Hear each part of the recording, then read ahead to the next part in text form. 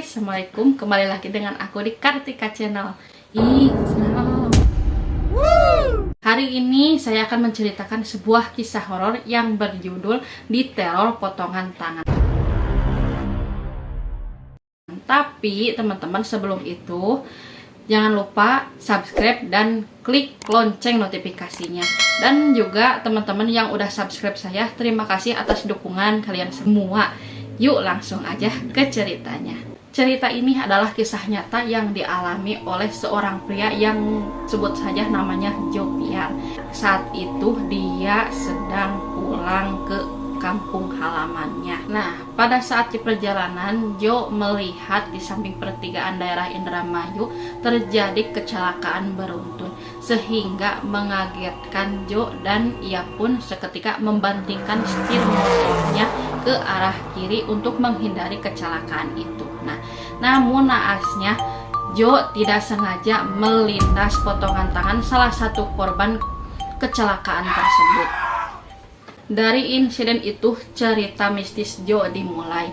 Jo tidak memperhatikan kejadian kecelakaan itu, walaupun ia panik, namun tetap melanjutkan perjalanan karena ia tidak ikut mengalami kecelakaan dan tidak luka-luka. Pada saat itu, ia tiba di pom bensin yang menurutnya sangat cocok untuk bisa beristirahat. Terlebih setelah lelah perjalanan dan melihat langsung kejadian kecelakaan beruntun tersebut. Nah, selain dia lapar dan lelah yang Jo rasakan, ia pun harus mengistirahatkan motornya sebentar.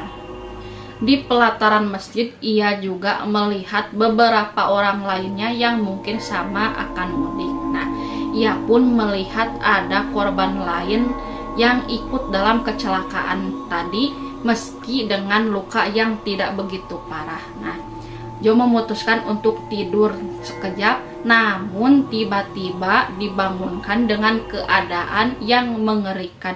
Pemandangan yang ia lihat menakutkan. Ia melihat potongan tangan merangkat ke seseorang yang sedang tidur di sampingnya.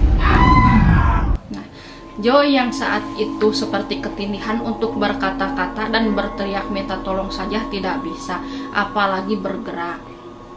Tangan itu mencekik orang di sampingnya sampai orang tersebut bergerak-gerak kesakitan, namun tidak bisa bersuara. Nah, akhirnya orang itu pun mati dengan kondisi tercekik tangan hantu tersebut. Istrinya itu pun bangun dan berteriak histeris melihat kondisi suaminya itu yang sudah tidak bernyawa. Nah, si Jo yang tadinya tidak bisa bergerak pun akhirnya dapat terbangun. Dengan napas memburu-buru karena takut, Jo pun langsung lari menuju motornya untuk melanjutkan perjalanannya. Namun sayang, Jo lupa membeli bahan bakar, terpaksa ia harus berhenti lagi di pom bensin selanjutnya.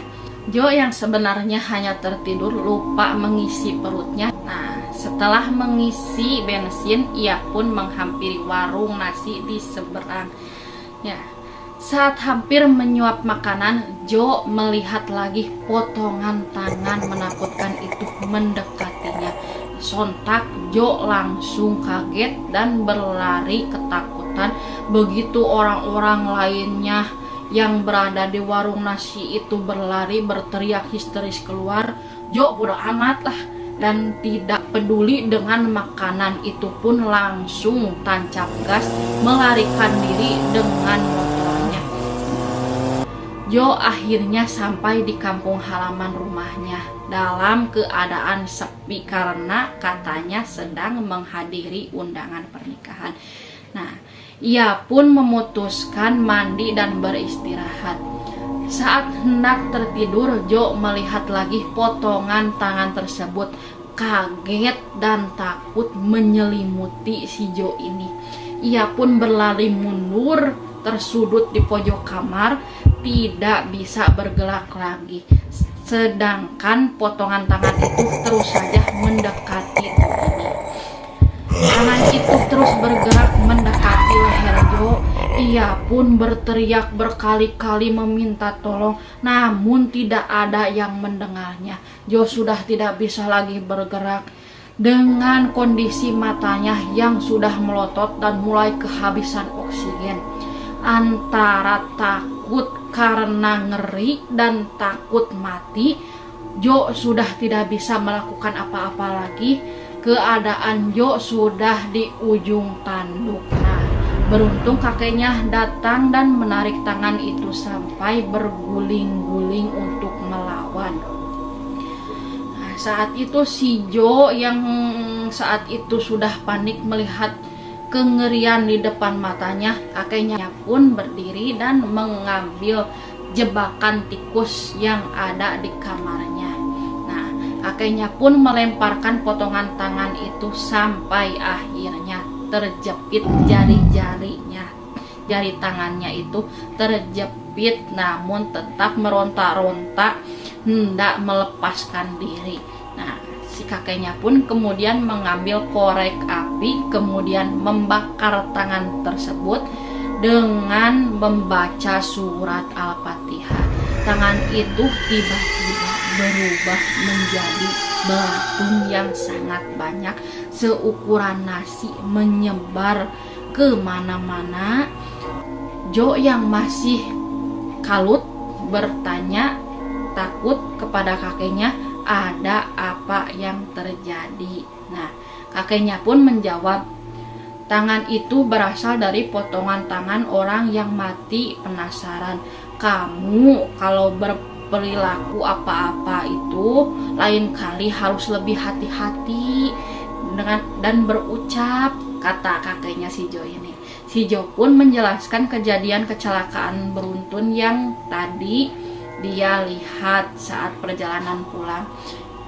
Iya kek, tapi di jalan ada kecelakaan beruntun dan aku gak sengaja melindas tangan itu namun langsung pergi.